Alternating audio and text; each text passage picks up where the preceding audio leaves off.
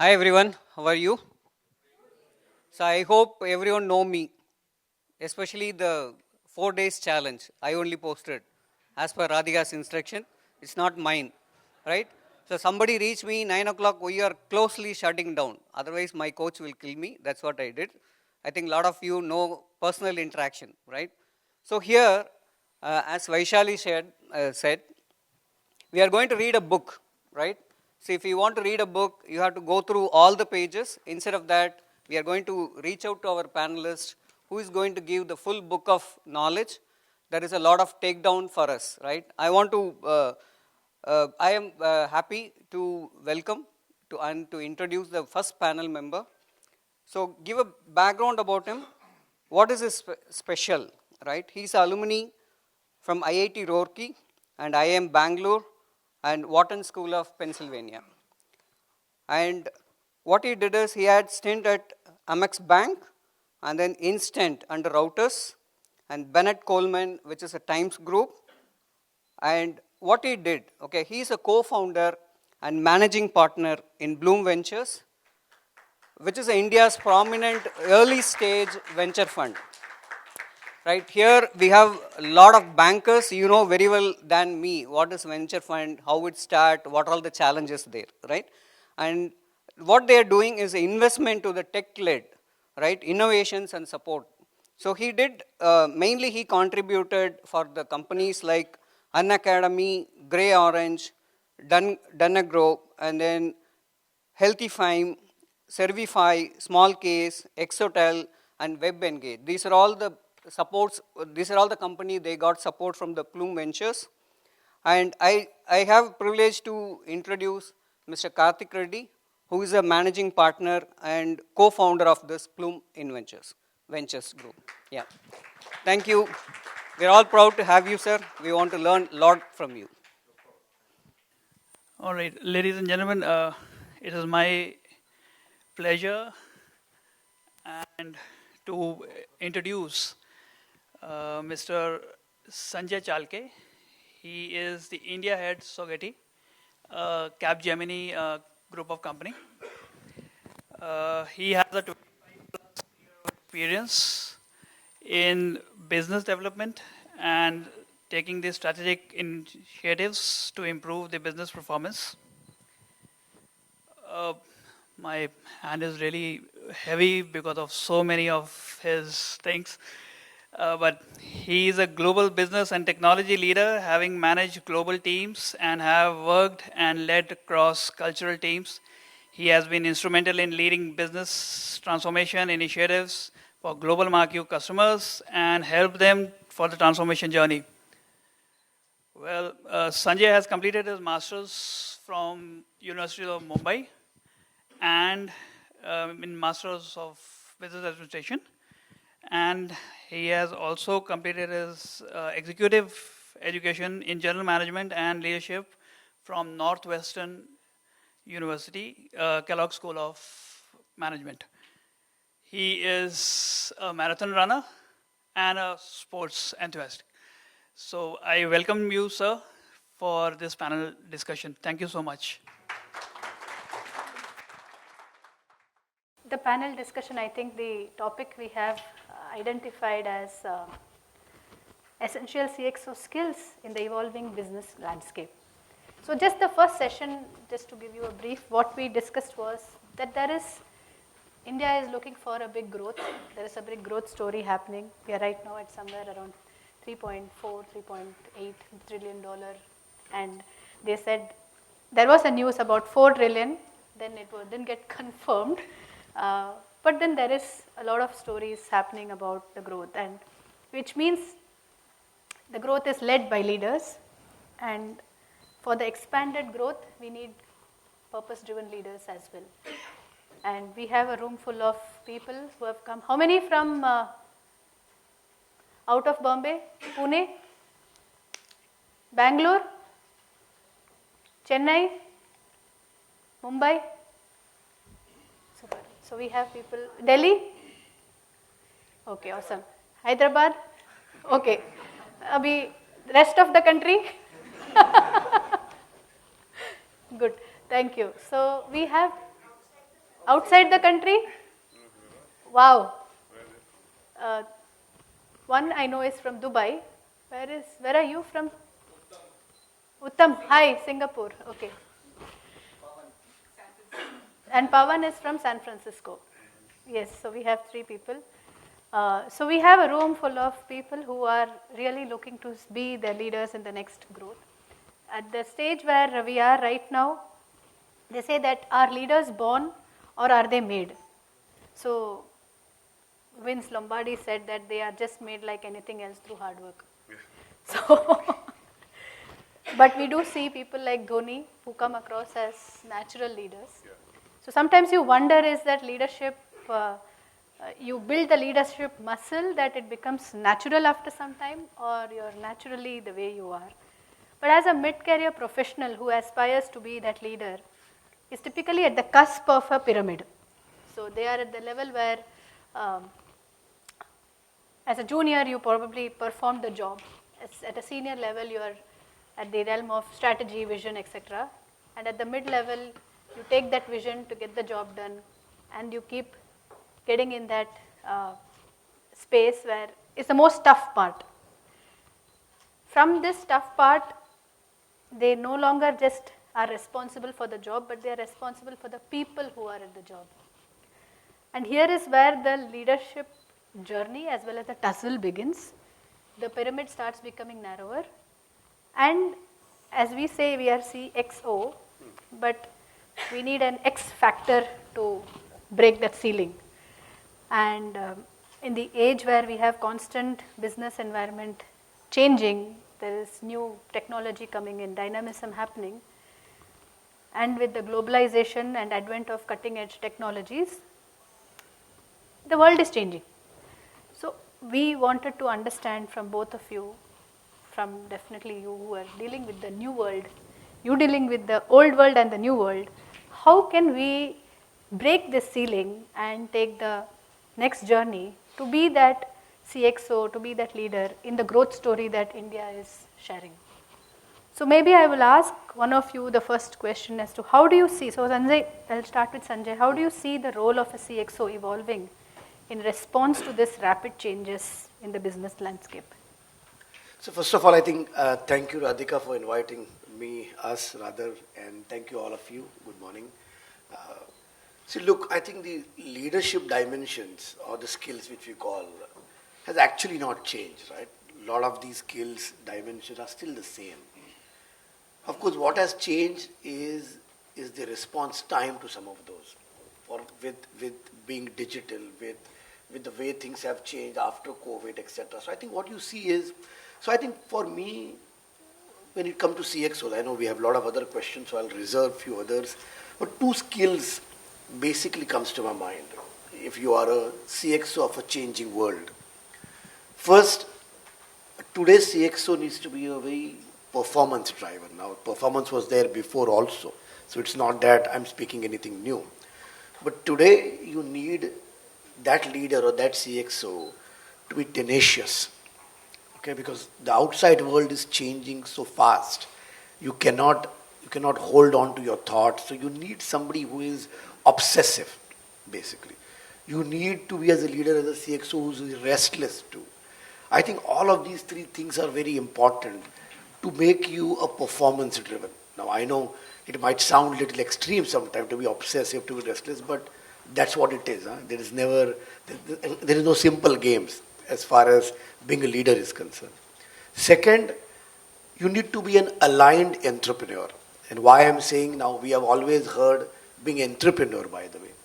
But what does aligned entrepreneur means? I think in this today's connected world, you need to be actually very connected in terms of taking, your business decisions.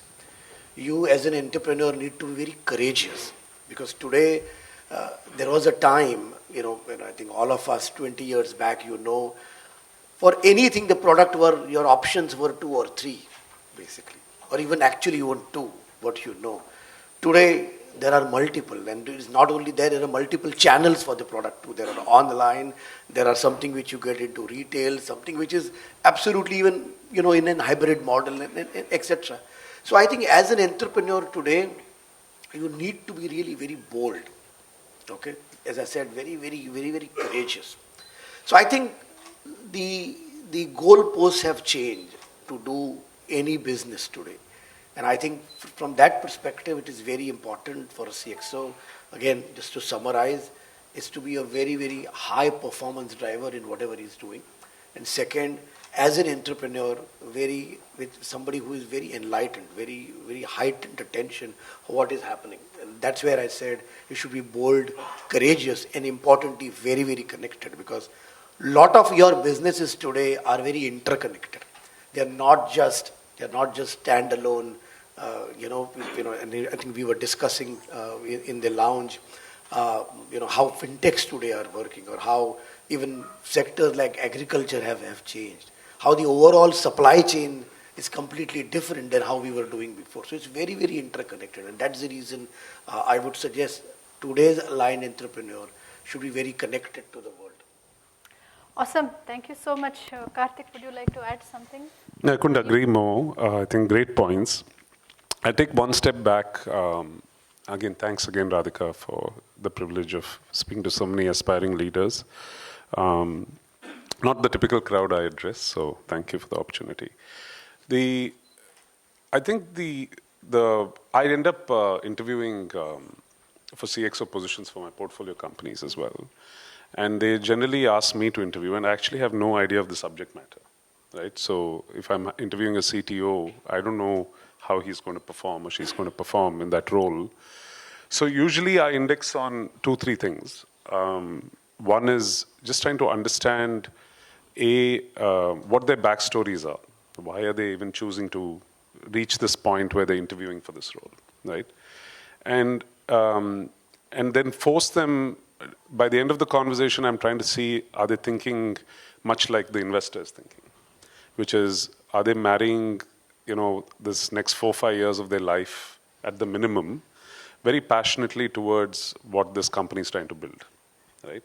So first, I think even before you challenge yourself in your current roles, I would say I wouldn't be surprised if half this room becomes a CXO in a different organization 5 years from now. I'm not asking all of you to quit your jobs, but I'm just saying I think directionally, to me, has become one of the most fundamental learnings of my own journey, which is if you're not just madly obsessed about what you're going to work for every day, it doesn't matter what you call yourself in the firm, right? And what that job is. So don't necessarily feel like it's too late and you're stuck in a particular CXO role. And that means a lot of work that you never anticipated. I'll tell you what I mean. You need to then be doing a lot of sort of research in some sense, talking to peers, talking to colleagues, talking to industry colleagues, around where your alignment around mission, why you want to spend the next 10, 15, 20 years doing something, with what kind of people. So culture becomes very important, right, of that organization. And whether you would be motivated to do everything that Sanjay said, that basically, are you motivated to go to work every day and make it seem as if it's your own business, right? And so saying you're an entrepreneur is, for a tokenism perspective, makes no sense. Essentially, you're being asked to make calls of building the organization, making decisions, as if whoever's above you, the CEO or the business leader or the entrepreneur who's hiring you, were able to delegate that comfortably to you, which means you need to be absolutely married to the idea that this business needs to grow. So you're married not just to the purpose of that business, right? So if you take an example of, say this business sells used cars. So what's so special about used cars? So what's one of our biggest companies is Spinny. So how will they hire for someone to just sell used cars? So is that the mission of the business? No, I think when you go to the founder, he actually sells the dream of the first ever car somebody will buy and how special that experience has to be. It's somebody's aspiration that they've made it in life to be able to afford a car, but they can't buy a new car, they'll buy a second-hand car, right? And so if you don't relate to the problem, you shouldn't join that organization in some sense, right? It's not a job anymore. And I think if I were to give advice to anybody who's in my shoes when I started Blume, it was late 30s, 37. Now I'm 50 this year. And if I think about, gosh, I have to spend another 10, 15 years married and being obsessed about something. If I'm not married to the problem, it'll be a very boring, very sort of stressful journey. And what keeps me excited about like waking up on a Saturday and still thinking about work is because I'm married to the problem. So I know I took it slightly to the sidetrack, but I feel like there's a lot of pre-work before you actually think of what makes a great leader. And you can't become one if I don't think you've done the homework around why you're actually at this particular organization in the first place. So, and we'll talk, there's a lot more questions around self-work, around how you become one and how you can keep improving, but I want to take a different track and say that you should go reevaluate that for each one of yourselves. Hey, thank you so much, Karthik. That was very insightful. In fact, that kind of brings me to the next thought. You know, you mentioned about being fearless, taking courageous decisions, and you mentioned about being open to, bringing the newness and being married to the cause and the purpose. So, question would be actually, how do you actually become courageous? Is there any real formula? Is there something, being resilient is something we talk about, and is there any specific example or a personal experience where you really felt, hey, you know what, I have really transitioned from this space to this space, and I probably was a little not too sure about going ahead and making my presentation, but no, now do you think married to the purpose actually makes you fearless or makes you more resilient? So I think, Karthik, alluded to that when he spoke about spinnies, right? Means purpose definitely is important, but then some of the skills, like I think, for example, used cars, and when I was studying my management, in US, the used car salesman's case study was very often used, because how resilient they are, how persuasive they are, how very dedicatedly they will try to say. So I think important part of all of this is very passion. By the way, while passion is important in whatever we do, at the end of the day, again, as I said, it's our dimensions or skills, right, of people. I think what's important is the value what you are creating in whatever I would say profession we are. Anybody of you basically, right? Doesn't matter which industry we are. It doesn't matter, we use the term resilience a lot these days. Probably that came more during COVID and after COVID in terms of, what resiliency is and how quickly we can adapt and etc. But I think value creation is something which is at the utmost, which I could call it, in any profession. And what is required is, I think, how innovative you are in whatever you are doing. And again, I'm saying, you can be anything in your organization. Your role can be anything, because that's the first step.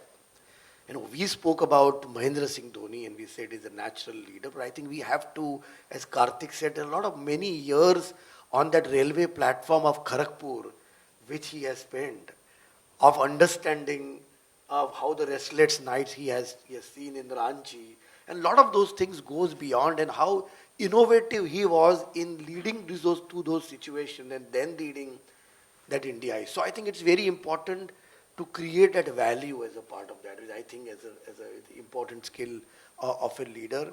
And then of course, you need to be more future focused in terms of whatever you are doing. Because that would be a hallmark of your future success, by the way. When you're taking those steps about how you are, whatever steps or whatever things you're doing today, how that would lead to create your future. I think that's what I see, Superb. as a part of that. What I'd like to add is maybe, so if I look at entrepreneurs we fund, a lot of them go through some sort of unusual mountain that they've already peaked, right? So it could be loss of a parent, it could be just coming from the first high school graduate from their village, So essentially, there you're almost. If you look at those great stories, life played some really tough cards along the way. But in the context of the journey of a leader or a CXO, they were actually blessed, right?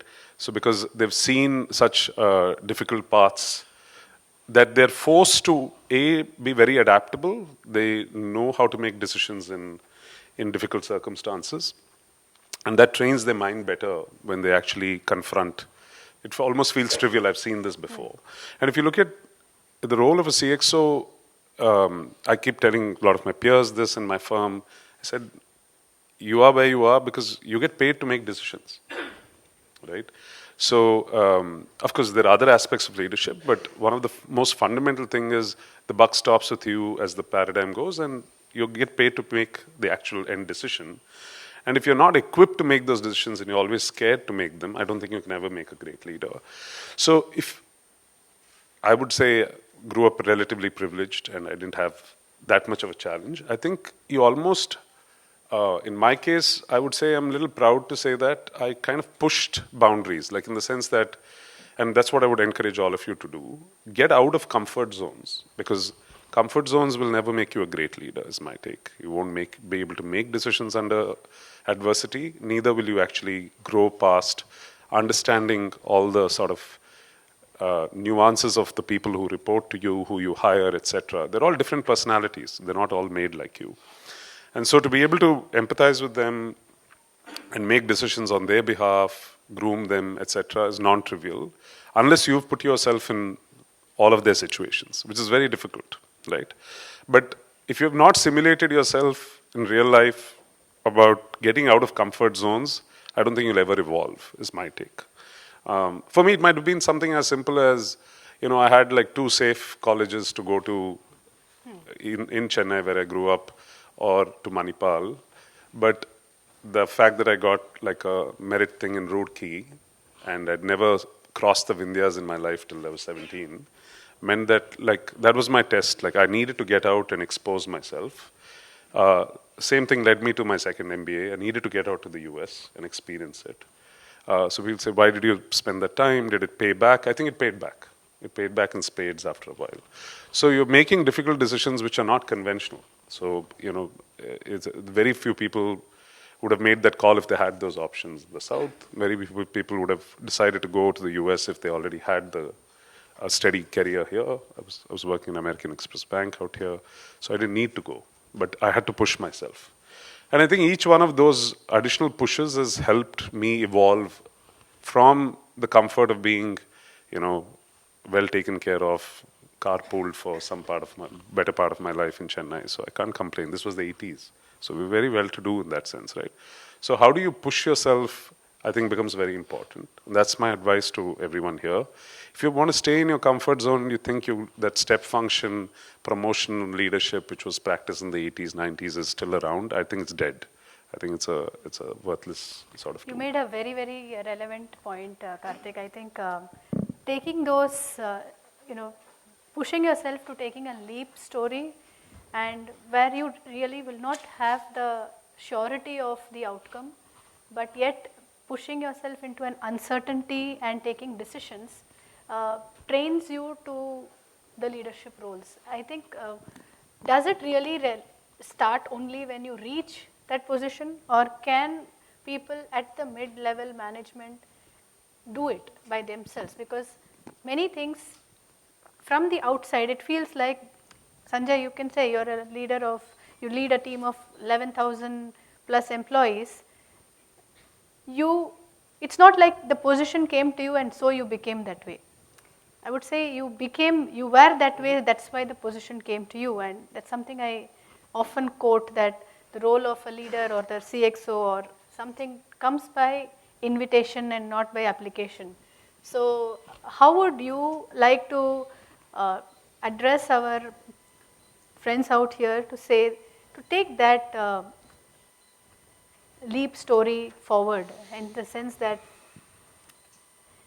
you may be at mid-management level, you may not have enough powers and authorities with you, yet you can show your passion towards the purpose, and build your way through to the leap story to lead. So I think I'll tell my story basically. That's good. If that All helps. yours. Absolutely. So you can say, as you know, I'm in information technology. This is my officially third career. I was a hardcore mechanical engineer working in Siemens. And as you know, in shop floor, when you are there, I was a young engineer, good at managing unions and others.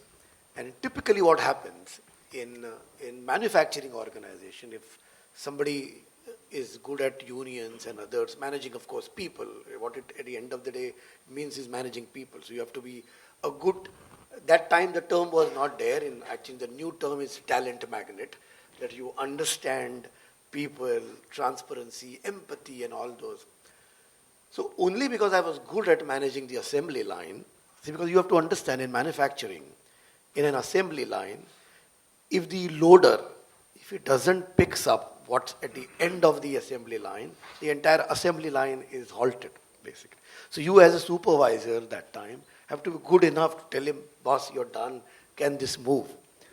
Basically, if it doesn't move, the entire assembly line is there. So you have to be good enough with people, and people with right from works managers to a loader, basically.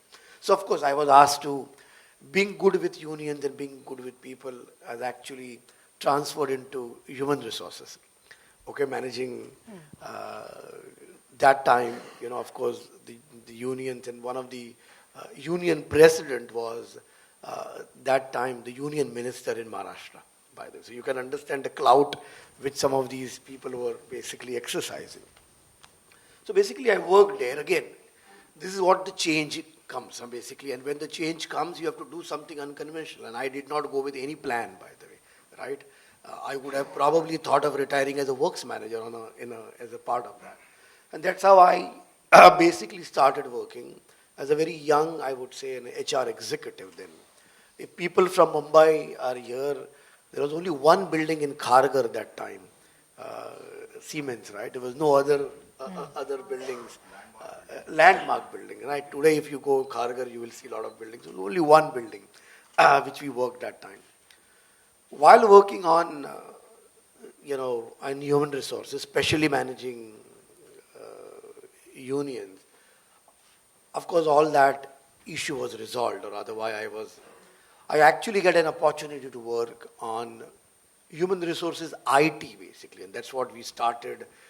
The digitization of human resources has started that time. And that's how I got attracted toward that, because those were the time when people were traveling to US and everybody was attracted to information technology. And that's how my third career started happening.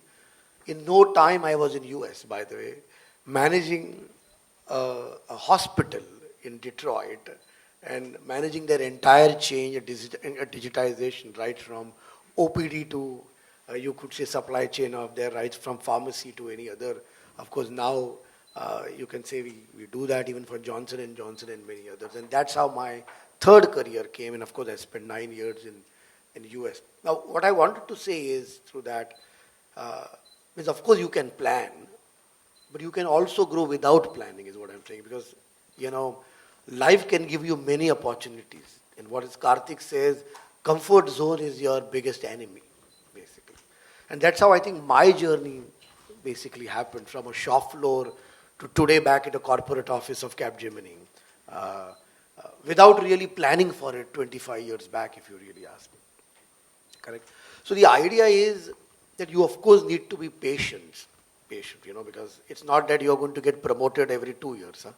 So, so your growth will come only at a time if you have shown, what success is. And as you know, success breeds success. So I think you will have to wait for your success to breed to another level. And for that, the patience is important, basically. That investment of you in that success, in that organization, and the people around you, which includes your bosses, by the way, is important. So it's a kind of a periphery, which then happens. So it has to, that entire homogeneous result of that, happens, but it requires for you to do a lot of other things as a part of that. And when you do that, then you move one step. But that's again one step. You need to do all of that again in order to move to another step. So I think that's how I would say is my story basically. It is helping. Of course, it's not done. I guess I need to repeat all of these every day in, day out. And I guess that's how, another decade probably is still planned for me. Superb. Thank you so much, Sanjay. Actually, you got in some very interesting. Thank you so much for sharing your story. In fact, I didn't know that you were at shop floor. And that's actually a belief that if you are into IT, you only do IT and probably you become a CTO. You do finance and you just continue in that zone and then you become a CFO. It's a very linear way of thinking, and what you brought about is the fact that cross-functional skills is a very important aspect to grow into leadership roles. And I'm sure that, Karthik, when you have two people, one with multiple experiences and applying for the job and one with a singular experience, with deeper experience, but for the role of a leader, you would probably want someone who would be able to understand the gamut of segments and sectors, which helps them to take decisions, and someone who is, that actually shows that you are experimental by nature. You like to explore and you like to put yourself into different roles to explore and grow. Do you see a new trend emerging among the young generation, the entrepreneurs whom you deal with, being more explorative in nature compared to a generation which has been in for that 15 years in a particular corporate world? Does it mean that people who are thinking of, there are a lot of people who want to start up after 15 years, 20 years, etc. And the mindset is very different. Do you see a change in the way they look at leadership, they look at growth, etc.? Or you think that it's very individual oriented? So two different questions. So Yeah. I'll also kind of weave my story in. I was going to, and Sanjay preempted it. But I think, so if you look at my story, it feels, so two, three different points and tips, right? So most, and since you linked it to entrepreneurship, it's an important data point. Most American research, I don't know if you have Indian research on this, suggests that most entrepreneurs are born between 37 and 41. Okay, so it's a myth that you read about one Facebook and one Bill Gates who both dropped out of college, and you say, oh, it's cool to be college dropouts and become entrepreneurs. These are incredible 1 in a 10,000 exception. The averages are closer to your late 30s, early 40s. Why is that so? I feel like that's when you figure out a lot of stuff for yourself. And you realize that if I don't do it now, it'll be too late to reset my life. Like Sanjay said, I think that's my only career switch I wanted to. I was lucky enough to make it 37, and I don't think I'll be doing anything else for the rest of my life, because I managed to become an entrepreneur and build my own firm out, and touch wood, it's doing well, and I hope it continues doing well, and I don't need to do anything else in life. That's very difficult if you're looking at it only from a career perspective, but you can get lucky. But if you're thinking about being an entrepreneur, there's no harm in putting in the time and effort to understand what drives you and who you are as a person, what kind of an organization do you want to build. If you had asked me 5-7 years ago also, Radhika, would you have a 50-person organization? I would have said, no, that looks too large for the business I run. Today we're at 50 plus, right? So you can't predict exactly the scale of company you might build, but the size of people and company should not scare you, right? If the business requires it and if you're mission oriented, I think you'll get comfortable with it, which is what I'm learning about myself. If you'd asked me, would you have been an entrepreneur who runs 50 people when I started in 2011, I would have said no chance. I would have said it'll be a much smaller, cuter, it's like a boutique, advisory firm, right? And that's how VC firms are. Most places, I'm actually, for dollars managed, probably most people per dollars managed in the country as a VC firm, right? And before that though, my journey is even more scary, I would say. I was just thinking about it and I've recounted it a little. So I left home at 90 I was very cushioned till then, never left Chennai, right? Left home at 90, and by the time I landed back for my second semi-permanent stint in Mumbai in 2006, in those 16 years, I'd probably lived in 17 different places. If you'd count rooms, hostel rooms, in Philadelphia, 2 different places, in Roorkee, 4 different places. So the constant move around this pushes you in ways that you don't anticipate, right? 4 different cities in the US, right? Despite some, in Bombay, those 3 years, 3 different homes. So you're constantly pushing, you're like a vagabond, and you're pushing yourself through various circumstances. And then I had this bizarre phase where I graduated in the US, struggled with H-1B visas, tried to find the right job, came back to India, had the same struggle because people didn't know how to deal with my candidature. So in those 10 years before I started Blume, I had 6 different jobs, 6 different paychecks basically. So when I meet youngsters, I'm saying, who am I to judge? I went through the same journey. So there's no formulas. As much as people tell you there are formulas and they see, oh, have you had a steady path? Don't you leave jobs in 4 or 5 years, then you're a nice steady guy. My longest job in life was 3.5 years before Blume, right? And now I'm in this peculiar situation where I haven't moved apartments in 16 years. The same apartment in Marine Lines for the last 16 years. And I don't intend to move Blume, and it's already in the 13th year.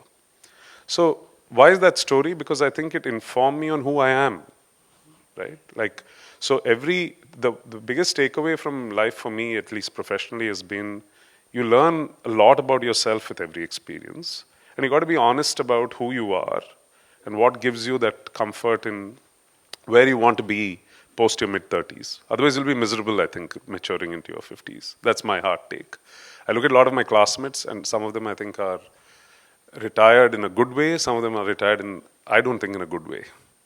I think they're lost, right? They don't know where they can lead. They don't know how relevant they are in the organizations they belong to. They've been either shunted out or moved out, or they're a little lost. I would hate to be in that position. As much as also, my family hates me working 70 hours a week, I'd rather be in that position, right? So I think to be able to find that, if you haven't done that by your early 40s, I would please push you all to go and test yourself around, what am I going to do for the next 20 years? And is this the right place for me? Am I doing the right thing? I'm just going through with the motions. So when you look at youngsters, I feel, to answer your second question, a lot of them don't have these inhibitions. I think they're beginning to realize that the world's changing too fast, that they have to they'll be forced to reskill. We did it by choice, circumstances in both our careers. I don't think they have a choice. And you have to be constantly learning, just as it's gotten maybe 20x more competitive to get into an IIT from when we wrote the exams 30 years ago to now. Similarly, the world at large is super competitive for good talent. A lot more people have a lot more privileged educations now than they did back then, right? So your competition is not 20 people you have to beat, it's 2,000 people you have to beat. So if you're not learning constantly, then you're not coming across as a superior leader relative to the other. And so resting on your IIT or IIM degree from 20 years ago is not going to help anymore, right? So there's 2 levels of learning. I think one, to keep up with the domain or area of industry that you are in, because everything is changing. And second is your own personality, right? You can't say, oh, I am this way, I won't change, right? And that's where folks like you come in. So, and I can speak about our experiences as your questions come, but Blume itself has gone through coaching at an organizational level, at an individual level, because everybody has to discover who they are. True. You just presume that you're good enough for the next 20 years, and we realize that we are not. Very true. Such a valid question, and thank you so much for that, Karthik. And in fact, some of the very relevant points is like pushing yourself to the next level, getting out of comfort zone, constantly evolving your learning skills, not just as a technical skill. I think is the most easiest way to learn, because it's a structure, there is a format, there are textbooks available. Changing your mindset, building yourself to the next level. And sometimes, yes, as you rightly said, life pushes you to think differently. And when life does not push you, you can still push yourself to think differently. With that, I would like to kind of last question for the day, and before that I would like to do some rapid fire with all of you. And what has been the most rewarding aspect of your role as a leader, and why, Sanjay? I think, of course, when you say rewarding, all of us, as I said, nothing breeds success and success breeds success. So I think when you look back at your career, you'll always look at what you have done. And that's what I think that's the first part. Of course, we have done well. Things have really worked out. For me, 3 changes, which I said, I think they have worked out. They worked out, of course, also because of a lot of other things in terms of you have ready for change. I think a lot of other things what we have said. But as a leader also, it's also about, I think, kind of people whom you have created as a part of this now. See, as I said, I'm in manufacturing, information technology. You deal with a lot of people. It's our industries where you deal with or you work with a lot of people. And all of these people, for example, I said 11,000 people, Radhika said, the average age is 29 years. Wow. Of this. So you can understand the aspiration of people, the kind of ability to really, or rather their ability of understanding and things they want to do in their life. I think you can see the coverage is too vast. You can find somebody who's coming from Vijayawada from an engineering college, his ability or rather his want and aspiration could be different than somebody coming from some other colleges. So we deal with so many different things. But I think what we like, and I think this is where in my industry is kind of ability to shape these people, to shape the future of some of these people, I think is immense. It's not easy, especially with an industry like us, which saw 10 quarters of growth, and then suddenly we are seeing last 5 quarters of completely down. Where big companies also are really not honoring the offers what they are given in campuses today. And where in my industry today, where I have rolled out 5,000 offers to take the fresh talent, and I do not have a place, by the way. I have to create that place. So I think the rewarding is, how do I reinvent my business today that I value those 5,000 people without really saying, oh, it's a market condition now, you don't come. I think I really enjoy that situation today when I think that those 5,000 people, their parents would have actually taken a loan or something to really put their wards into those engineering colleges. How do I still honor that and I still take that? And I think we have doing that. Of course, the credit goes to the organization, where at the leadership level we think how do we create those opportunities for them. But I think we really like where we are as an organization.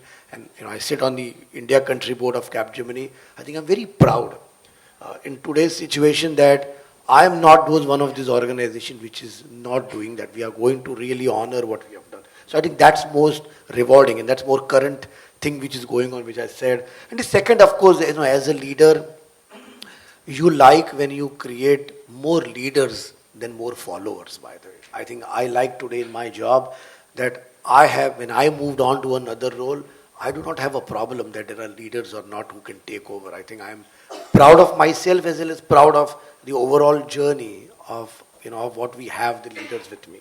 So I think that's how I will sum, and that's what I think is always rewarding to me. I feel good because, as I said, for us, the capital is people in my industry. There's no other capital, by the way. And I think creating and investing in that capital is something which is more rewarding to me than anything else. While customers, technology is all there, but I think the people is where we get more reward from.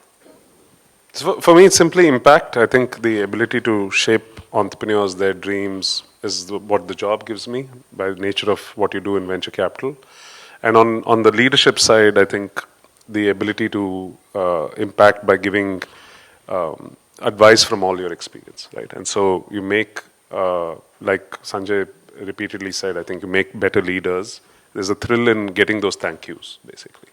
Awesome. So I think life's about getting back the thank yous. I think we all three agree on that path. As in CXO Incubator, the whole idea is to only keep creating more and more leaders, and to bring out the leadership aspirant, that dormant leadership inside to become flourishing and blooming. So I think we are coming very close to the end. Some fun elements. We'll do a rapid fire. You guys are ready? Cool. So I'll say a word, and you have to respond in one word. Sure. So I'll take one by one, and it'll be different. Don't repeat. So are you all game? Yes. Okay. Actually, before that, let's open for question and answer. That will be helpful. Sure. Yeah. Maybe 2 questions we can take depending upon the time. Yep. I don't know if there's a mic, but you Mic, can stand up and just ask her. Yeah, please. How's the time you spend in reading and understanding new things, what's happening in the world? I would say cumulatively on a weekly basis, maybe 8-10 hours. Yeah. So thankfully, whether it's a podcast format or in our business, at least a lot of people are very sort of conducive to the podcast format. So a lot of content out there which you can listen semi-passively. So we have that advantage. I can't say that that's true for every industry, but it's fastest way to disseminate and learn, I think.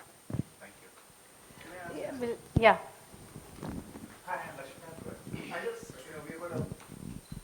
You've got a fantastic panel venture and also from tech. I want to know what's your mindset about impact of AI on leadership and how it can impact us. Just your view till now. No, I guess for me, frankly, before taking this role, I used to actually lead the analytics in AI. Frankly, for leaders, it really doesn't matter. Of course, to answer the first question, you just have to, it's a transformative industry. When it comes to AI, it's more of a transformative, I would say, tool which is coming, whether it's efficiency, whether it is customer service, whether it is productivity. So there is a lot which is AI is bringing. Of course, use cases are, what use cases were there 2 years back. Today, when you look at the use cases, they are completely different. So now, while you're talking about AI, last 9 months, the Gen AI is already on the doorstep. So as a leader, I know this topic is on leadership. I don't think there is anything which impacts as a leader. Of course, for me, today I just need to understand though, what is AI, what it will do. Of course, the digital happiness part, there's an index, by the way, which is measured from an AI perspective, whether it is trusted, whether it is ethical. I think as a leader, you definitely need to take care of that, have that in mind, put that into design principles, tell your people not to abuse it, put the guardrails around whether it's AI or Gen AI, have your policies and publications which kind of suits to that. When you talk to your clients, that also needs to, kind of do that. But apart from that, it really doesn't changes anything at a leadership level. A leader, if you are doing that, you need to understand it and you need to do it responsibly. One line I would add is if you like, as a leader, to disseminate knowledge and teach, I think it's a tool that will accelerate it. Right? So I wrote a blog earlier this week on how the venture capital business is like becoming a sushi chef in terms of how you have to master the craft over a decade. And the second part of it is all AI generated. So I wrote my view and then put AI to work to generate the similarities of the two parts. So if I had to write that myself, it would have taken me 2 more hours. So I managed to clean that out and get an answer and edit it out in 15 minutes. So it's a tool. I think you should use it as a tool and empower yourselves to be able to teach, disseminate. So we'll take one more last Hi, Sanjay. question. The lady.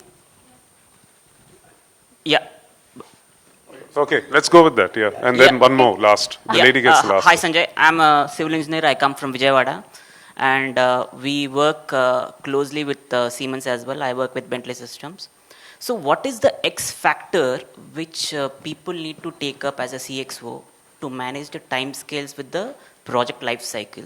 Because while I used to be an engineer in 2014 and 15, particularly a project used to carry somewhere around for 6 months. But right now these projects have been carried out at much greater pace where people are forced to deliver in a span of 20 days or 30 days. So what is the factor X at the top management which they consider, or that trait which needs to be there uh,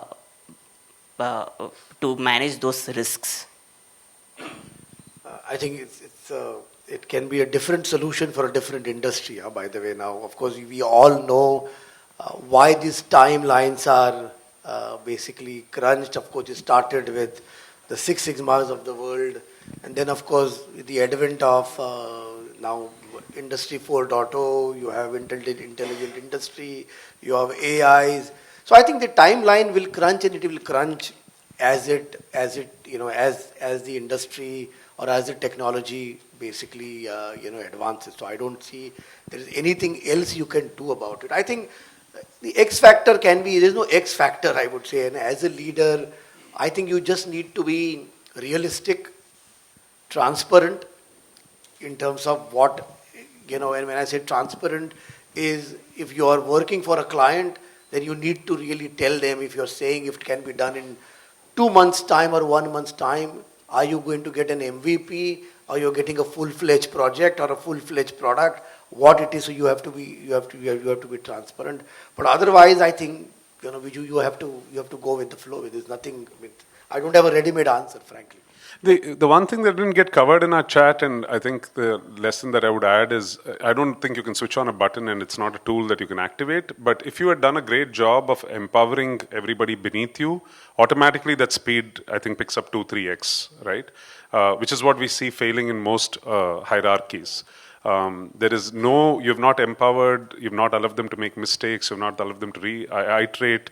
So essentially you've built yourself a very sort of top-down hierarchical approach, which is actually the biggest impediment to process speed, if I've seen. So I think also what I could add here is the X factor. One of them, Sanjay definitely shared, is what is the value you're actually adding? Are you just doing your job, or are you creating something which is more valuable, which is adding and connecting to the purpose and aligning to the larger vision of the organization and to the leader? So I think those are the critical X factors which step in, where you move out of your realm of doing a job to creating something which is going to take the leadership's goals forward. I think that when you start aligning with those goals, you start seeing that you're part of that upward trend, and it starts culminating to you in different forms and manner. Maybe we'll take one question from a lady. Yes. Hi. Your good name? Uma. Uma. So my question is to Karthik. From the time you came back from the US with loads of knowledge and experience, and where you had a vision where you wanted to be. One is probably your courage, and one is your vision. Probably if you could name a couple of other things, because many people in the room could be in the same space, right? Like, yes, I have a vision, but I am not very sure how do I reach that. So in your experience, you could probably share a couple of things. So I think, again, there's a recurring theme here, right? So as much as you would like a solution to pop up as and when you need it, every time you reflect 5 years in, you actually know that the groundwork for that was done a decade before the decision. So my biggest takeaway for all of you would be, don't assume something changes tomorrow morning. You start putting in the effort tomorrow morning, you'll see changes in 3 to 5 years, right?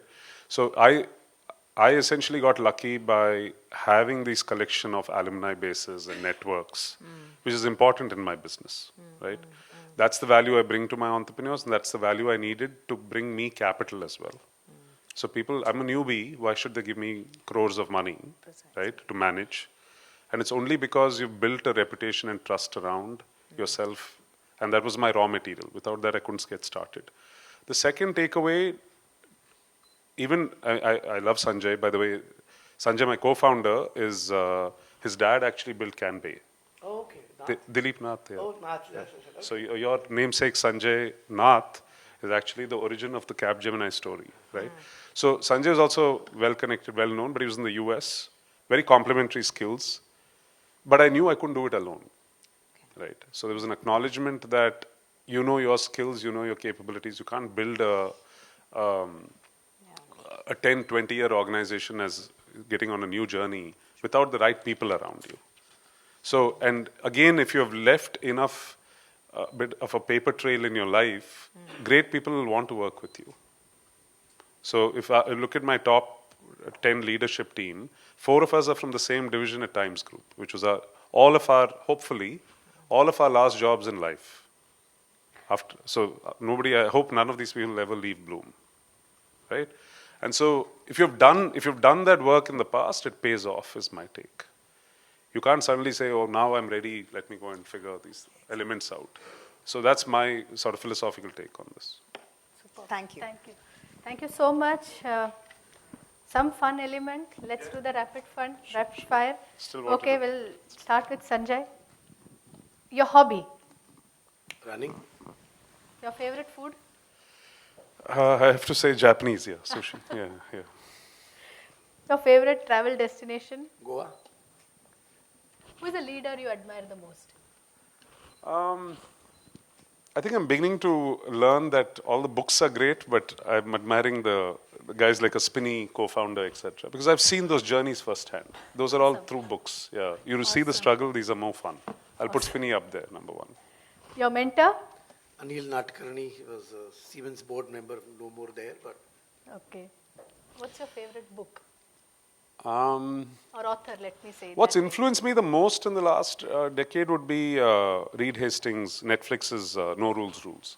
So a lot of the leadership skills that I'm espousing today are essentially my reflection after reading a book rather than saying, how do you build an organization that can outlast me? Awesome.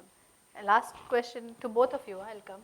If your leadership strategy had a movie title, what would it be? It would be English. It could be for me. English, It Hindi, would be anything, English. whatever you It would connect. be, tiny changes, remarkable results. Fantastic.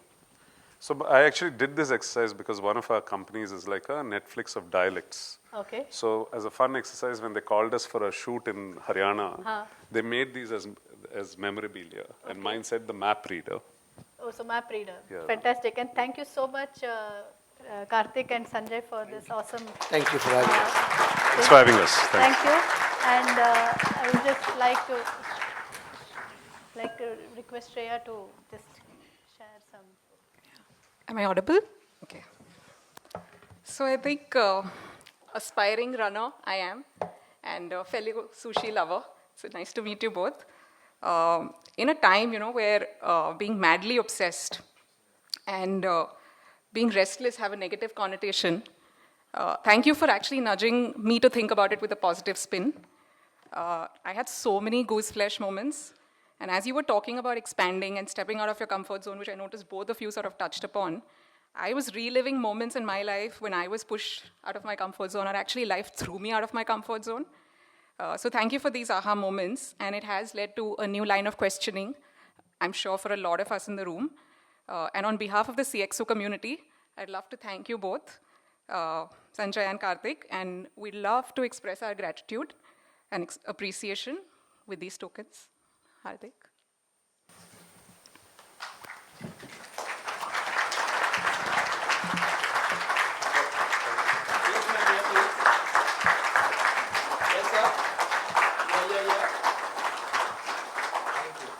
Hope you like it.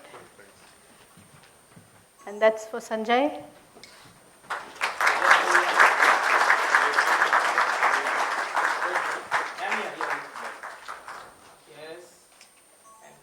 We'll just take a group, take a picture together.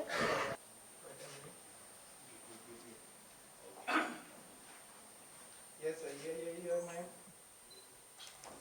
Thank you. Thank you so much.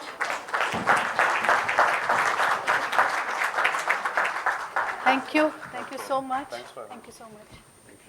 Thank you. Thank you.